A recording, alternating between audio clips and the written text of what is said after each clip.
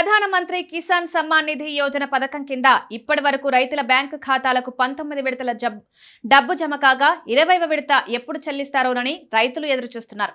ప్రధానమంత్రి కిసాన్ 20వ విడత జూలై 18 నుండి రైతుల బ్యాంకు ఖాతాలకు 2000 రూపాయలు జమవుతుందని ముందుగా భావించినప్పటికీ అధికారికంగా ఎలాంటి నిధులు విడుదల చేయలేదు కేంద్రం. ఈ పీఎం కిసాన్ పథకం కింద ప్రతి సంవత్సరం రైతుల బ్యాంకు ఖాతాలో 6000 రూపాయలు జమ చేస్తోంది.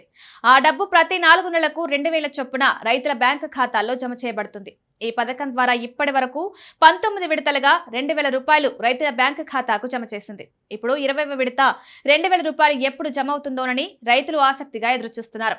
రైతులు ఎంతో కాలంగా ఎదురుచూస్తున్న చెల్లింపు పీఎం కిసాన్ 20వ విడతకు సంబంధించి సమాచారం అందినట్లు తెలుస్తోంది. జూలై 25, 2025న విడుదల కావచ్చని సమాచారం.